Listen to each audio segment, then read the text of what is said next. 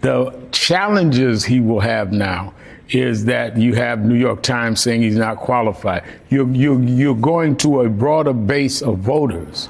And will some of the older voters, even in the black community and Latino community, come out and vote for him when you have Eric Adams, the incumbent mayor, on the ballot, who still has... Dog, Eric Adams is despised by every group in the state, every group in the city. Like, the notion that older black voters are going to go for Eric Adams is insane. That's crazy. With all due respect, you don't know black people? With all due respect, I know polling. Black Gen Xers and black boomers, that's 100% a viable thing. You're not in the community. Man, shut the f up, please. Jesus Christ. Oh my God. We heard this with Cuomo too. Just shut up, dude. Shut up. I don't give a f. God damn. It is so precious. Always is so precious. I can't have a conversation that pertains around black people voting patterns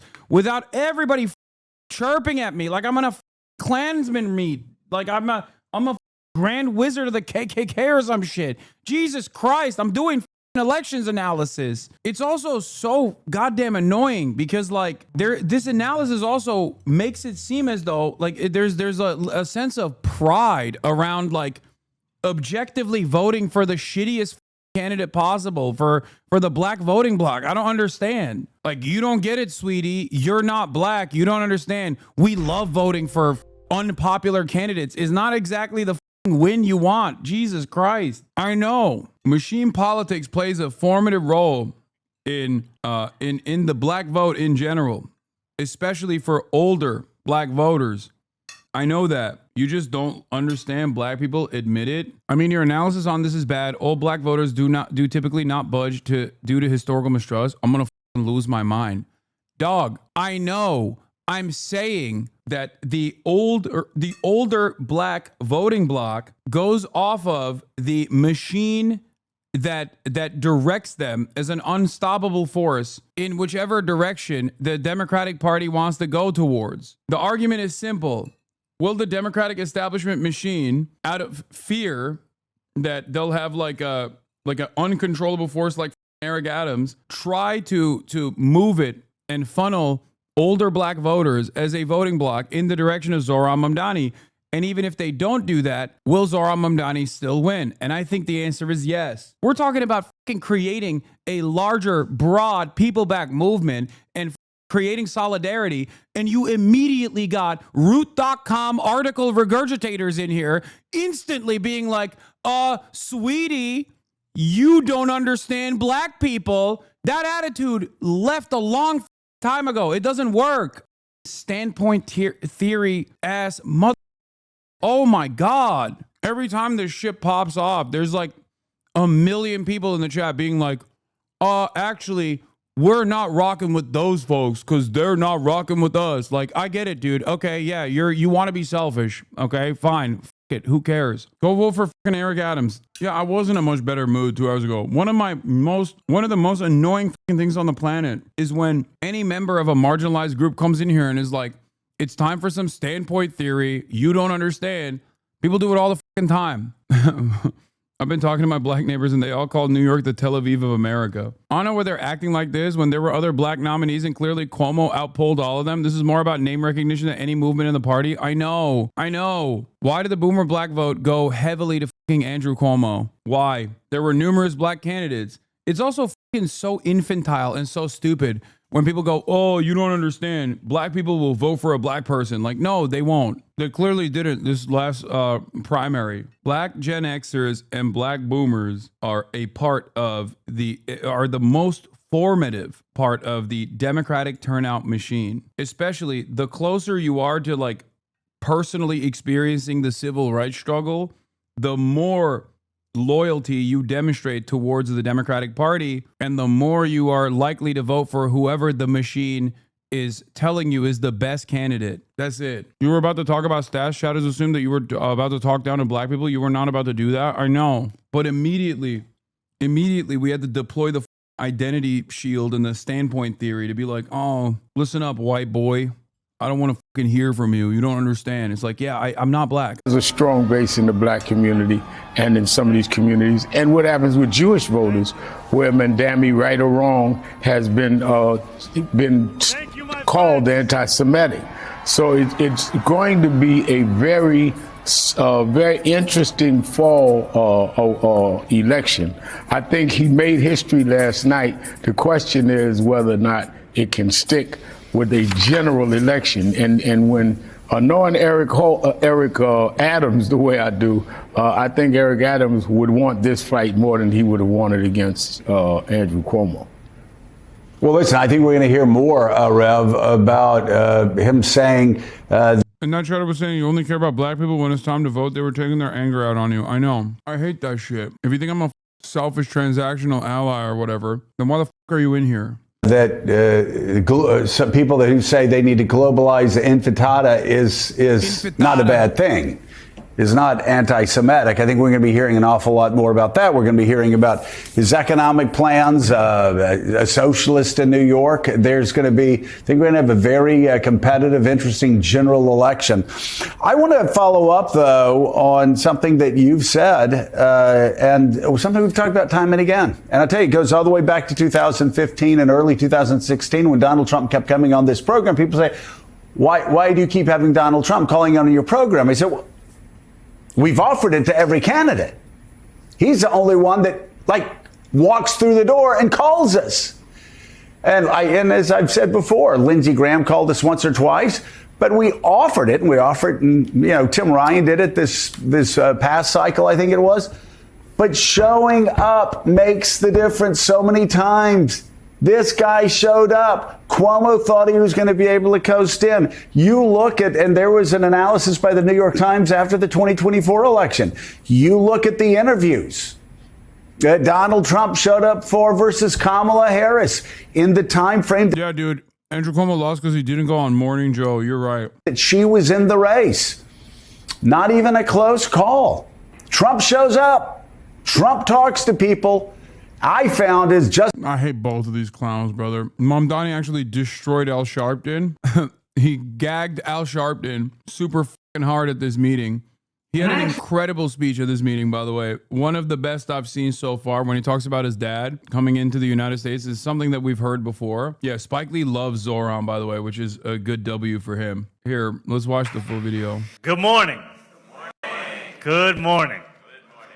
My name is Zohran Kwame Mamdani, and I know that there are many here today, and there are many watching and many listening who may have seen an ad mentioning my name on TV, or a commercial on the radio, or a mailer in your mailbox, or a video when you're watching YouTube. And you may wonder, who is funding these ads? And it is in fact the same person that you were picketing just a few days ago. Because when Bill Ackman tries to take on diversity, equity, and inclusion, he also wants to take on any threat to the Trump administration across this country. And so just a few days ago, he spent another $250,000 on those same ads that you are seeing, and you are hearing, and you are reading. And so to quote the words of a famous New Yorker, allow me to reintroduce myself.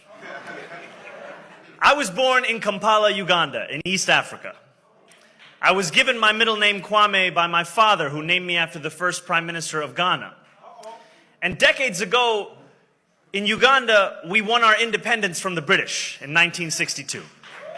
We can clap for that. And when we did, the United States government gave the Ugandan government 23 scholarships as a gift for independence. And my father won one of those scholarships. He came to this country to study to be an engineer at the University of Pittsburgh. And sometime into his studies, his face buried in his book, he heard the words reverberate in the corridor around him, "Which side are you on? Which side are you on?" These were words being sung by members of SNCC, the Student Nonviolent Coordinating Committee, recruiting students to get on the bus to go to Montgomery, Alabama.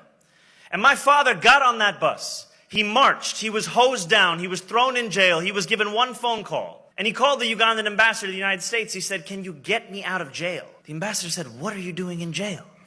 We sent you there to study." My father said, "You sent me here as a gift for our freedom. They are fighting for theirs. It's one and the same." And so I was raised with this understanding that freedom and the fight for it is interconnected. And as I look across this city today... God damn, that's so powerful, dude. It's so good. I get chills every time I hear it. I am reminded that freedom is only worth as much as our ability to exercise it. Because we hear politicians of the past come on stages across this city, including this one, saying that they believe this is the greatest city in the world. But they do not answer the question that Dr. King posed decades ago. What good is having the right to sit at a lunch counter if you can't afford to buy a hamburger? What good is being the greatest city in the world if New Yorkers can't afford to live here? What good is it if our own people cannot afford their rent, their childcare, their groceries, even $2.90 for their Metro card? What good is that but making a museum of what once was in the city that we love? And so I stand here before you as an assembly member running for mayor with a very simple message. I am running to make the most expensive city in the United States of America affordable. I'm running to make it affordable for the working and middle class New Yorkers who built this city. And I also know that to run, to believe, it is not enough in and of itself. Because we know the words of James 2:14. Faith without works is death. If we believe in something, we must deliver something. Go ahead, chatters. Are there any other chatters who want to tell me that this is not a blowout speech? Are there any other chatters who want to be like, no, you don't understand. Black people will hear this and they won't have the capacity to make up their own minds and they'll go and vote for fucking Eric Adams. That is how we will be judged. And when I believe in affordability, I will deliver it by freezing the rent for more than 2 million rent-stabilized tenants across the city of New York. When I believe in affordability, I will deliver it by making the slowest buses in the country fast and free.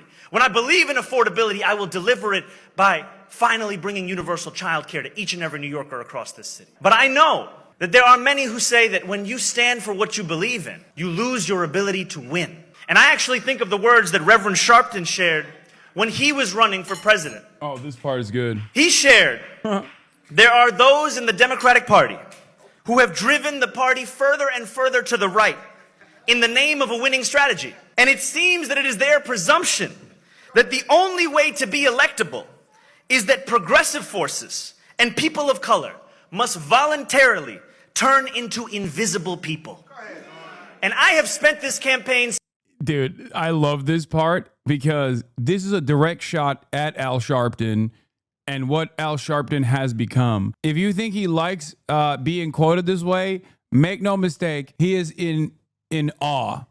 He is in shock. I don't think he appreciates that Al Sharpton is being used in this way. Speaking to those so-called invisible people.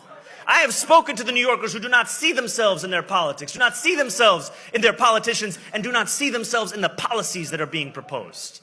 And what I have found is that it is time to bring those from the margins to the mainstream. In New York City, it is time for us to make every New Yorker visible across this city. But when we stand up and do so, we will face the wrath of all the money in the world. And so right now you will see more than $20 million being spent against me, $20 million being trying to redefine me. But let me tell you who I am. I am a man who believes in the possibility of this city. I am one who believes that we must win a new city, a city for each and every New Yorker, one they can afford, one they can do more than just struggle. And to do that, we have to leave behind the old city and the old politicians and the old ways that gave us the struggle that we're living in today. So it is my hope to not only earn your consideration, to not only earn your vote, but to earn your partnership. Because what I want to do is lead this city alongside each and every one of you. And it would be a dream if you gave me that opportunity on Tuesday, June 24th. Thank you so much. I think he said checkmate. Zoran, Mondani. Now, you know, I told all the candidates they had 5 minutes, but I didn't tell them the other prerequisite. You see, Zoran don't play fair. To quote Sharpton in front of Sharpton.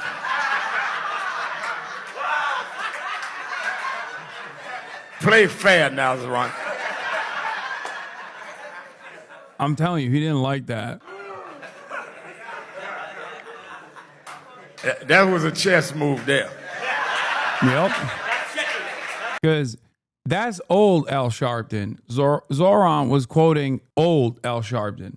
For those of you who don't know, Al Sharpton used to be a black nationalist, maybe even a black separatist. back in the day. And back then, his rhetoric was far closer. He was a lot fatter as well, of course. Back then, his rhetoric in times was far closer to what you would hear from Zoran Mamdani today. I would say he was a black separatist straight up. I'm being... Tensions are high because I've found myself, once again, describing black people's business. So I'm just trying to be as nice as possible when talking about it. But yes, he definitely. Now he is a skinny man who has a permanent slot on MSNBC. So do with that information what you will. Many such examples, many such cases, and a million different ways of describing why that's actually supposed to happen, because there's simply no other way. This is survival. Black capitalism is a mechanism of survival, yada, yada, yada, yada. I don't give a shit. If you think that type of commentary is going to, play here, it's not going to work. I'd rather have someone be honest with their radical politics and have my disagreements with them than have someone basically promote whatever helps their bottom line. Multiple proclamations about, it's white boy summer already. Multiple proclamations about white people summer and quoted white guys are so back before yelling at a black chatter. Hank Pecker's in the building. Hell yeah. Yeah, young black voters are the best youth demographic for Zoran, by the way. Look at that. This is what I was saying. This is why I get so mad when I talk about the black boomer voting block. And even then, when I'm doing like demographic voter pattern analysis, people still chirp at me. And like the people who are chirping at me who are black are most likely in the Mamdani supporting block anyway. The white male performance is underwhelming. There's just a lot of them. Something. Black folks don't rock with socialism like that. I know, exactly. Anyway, been teasing my mom about Gen X black people and their inability to keep up with the times as of late. And she's always defending them. After the New York mayoral election, she's finally agreeing. I'm a black Zoomer woman, by the way. Yeah, I mean, it's just the reality of the matter is it's the most reliable voting block for the Democratic Party, and the Democratic Party uses and abuses this voting block in the primaries and basically weaponizes it against whoever they see as like even if they're a good candidate, the Democrats will use this machine, this turnout machine, to literally weaponize it against whichever candidate they want to destroy. And then they will cynically turn around and be like, it's because this person is racist. No, it's not because the person is racist. It's because you said the person was racist on television, or you found another reason. You said the person was unelectable. It's not even the racism that I think sways black voters as much, because like black voters, especially boomer black voters, know everyone's fucking racist. It's more so unelectability. The fear that like if this person comes into power, that they're going to be a weaker candidate down the line, and then an even more racist Republican is going to fucking end up winning the election. That's what it is. Older black voters especially are particularly defensive voters. It's the one group of voters that unironically does engage in defensive voting.